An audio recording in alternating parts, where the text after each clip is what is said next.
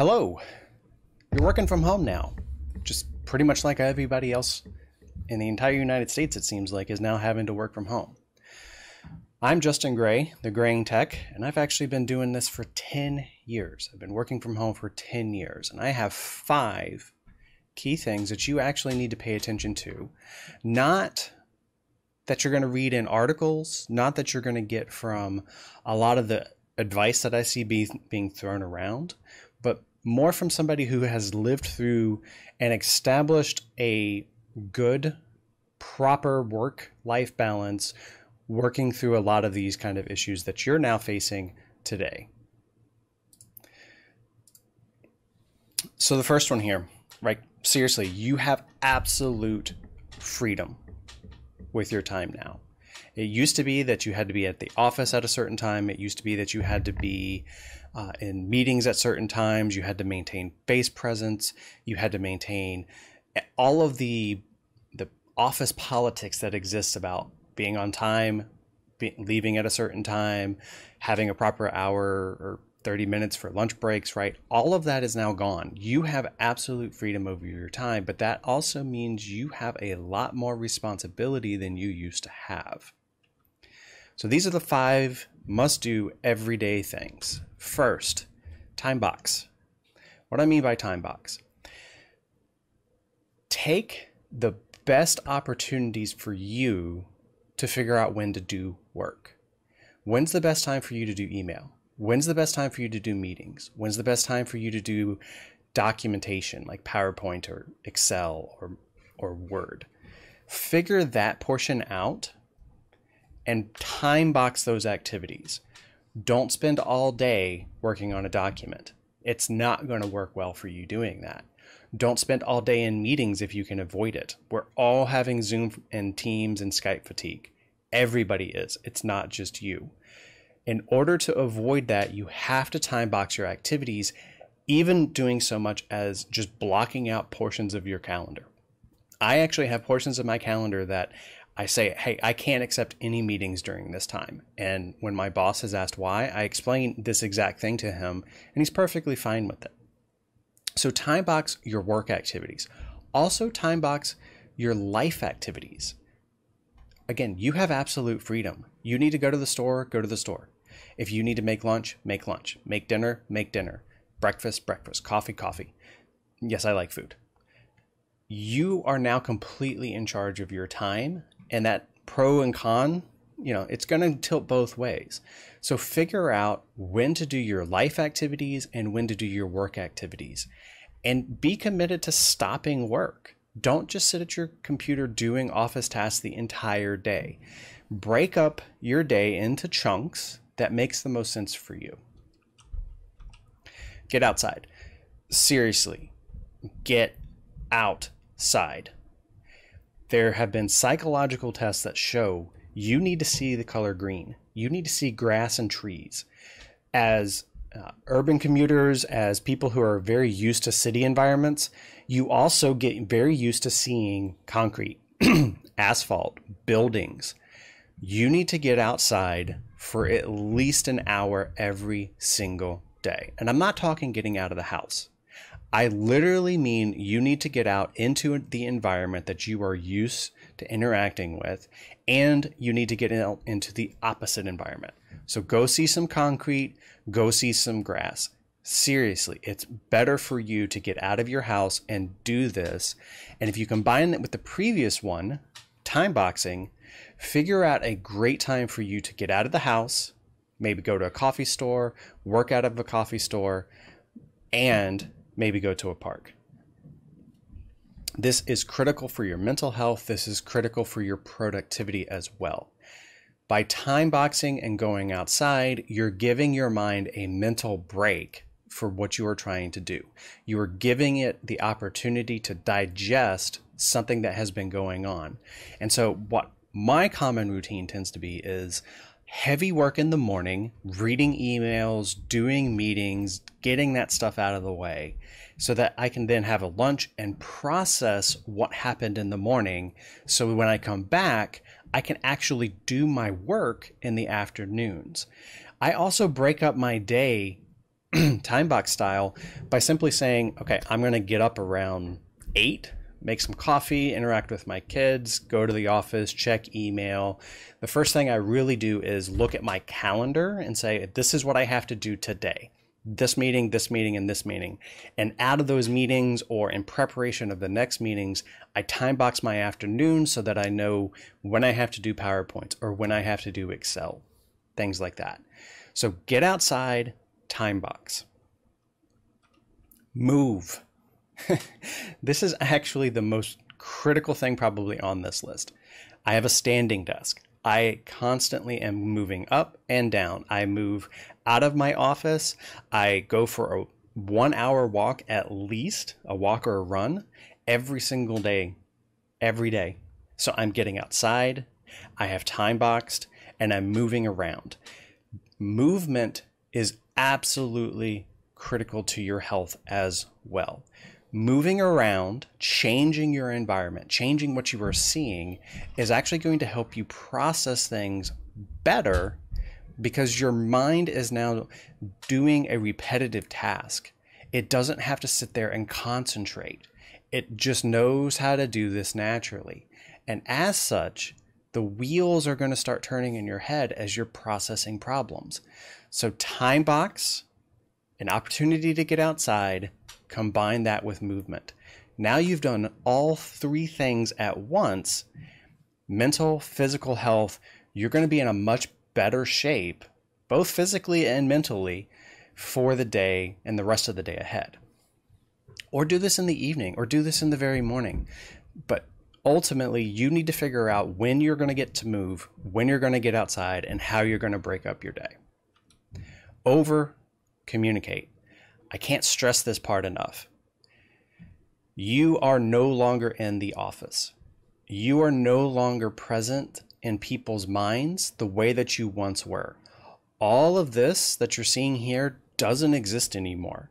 There are no more stand-ups. There are no more sticky notes and calendars. There are no more huddling around a screen. Everything is now done over IMs, email, Zoom. And in order to facilitate things, you have to over communicate on those items. Create email templates that have goals, meeting notes, action items. Create PowerPoint slides that literally tell the stories that you're trying to tell.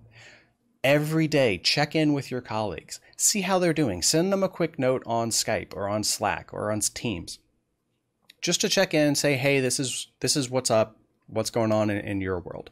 Have some impromptu meetings with your other teammates as well, right? Jump on Slack or jump on Teams if you have a common account there.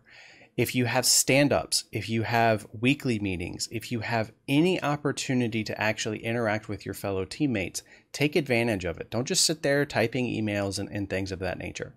Listen to their problems and offer your suggestions and over-communicate what you are actively doing.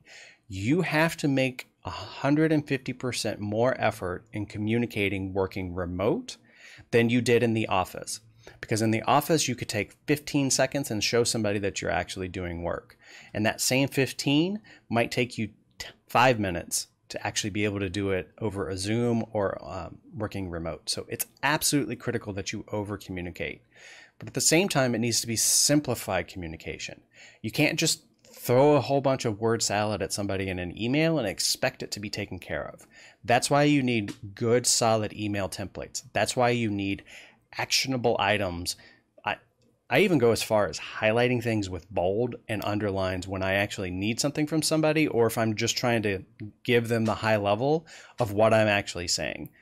We don't read emails the way we used to, right? That's why Slack and Teams is so important nowadays to how we're communicating, because it kind of forces us to just do quick blurbs of, hey, this is what's important.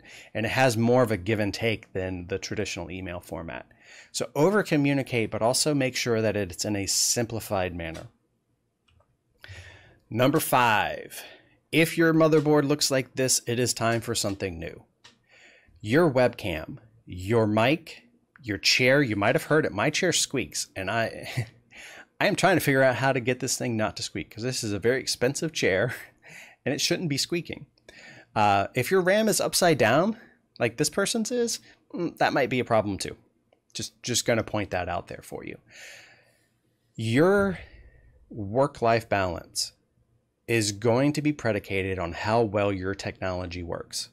If you don't have a good mic and people can't hear you, if you don't have a comfortable headset, if your webcam is still your laptop camera, I know webcams are hard to find right now, but if it's still that webcam that's from your laptop, you're not doing anybody a favor.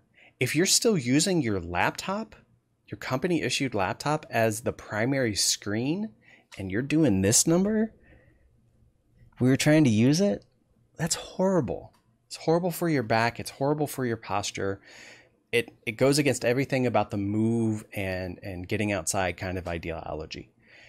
Get a monitor, get a comfortable chair, get a good webcam, get a comfortable pair of headsets, get a good microphone. We are talking literally about your job and how much you're going to invest in being productive at work and being productive with the technology. If you're constantly having to worry about something breaking or not working well in your setup, or you're uncomfortable using things, your productivity is going to go down. So take some time to update your technology.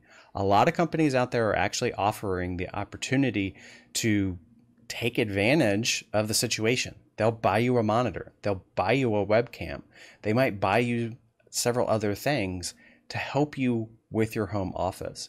My company is actually offering people to go remote full time. They offer a stipend to help pay for internet. They offer a stipend to help pay for office supplies, and a stipend to help pay for what you need is from an equipment standpoint. So talk to your HR people, talk to people in your company to find out if they are offering that sort of thing, because your technology is going to be a representation of how you are presenting back to your fellow colleagues. So a rundown of those 5 things. Timebox. Get outside. Move. I forgot the 4th one. Overcommunicate. That's right. And update your technology. 5 things that are really going to help you be successful working remote. Everything else in terms of getting up, acting like you're going to the office, putting time stamps on when you're actually going to do work. Like, I'm only going to work from 9 to 5, just like I would at a traditional office, and I'm going to be dedicated to working. Those are actually going to set you up for more failure than they are success. You need to figure out how to make this work best for you, and these 5 tips are exactly what are going to help set you up for success and getting ready to continue to work remote. If this was helpful, give me a thumbs up. If you're liking the content that you see here, so this is going to be the first of the HodgePodges. If this content is something that you think is interesting, I'm going to continue on this theme, right, of technology, how it impacts your life, but I'm also going to have other things in HodgePodge. I actually recorded yesterday how to make ribs and how to make roasted broccoli, actually. So HodgePodge is really going to be a lot of different things being thrown at you. The other series are going to be very dedicated to their individual tasks. But here at HodgePodge, this is going to be my chance to respond to the community I'm looking to build, being able to show and tell and talk through things that I have learned in my experience in life, as well as things that I wish I knew when I was younger or just starting off on a lot of these different things. So if this is something that's interesting to you, give me a subscribe. It would really help my channel. Share this video with somebody else. Share the video with somebody who's also working remote. See if they would be interested in joining the channel and subscribing as well. It would really help me out as I'm starting this YouTube thing.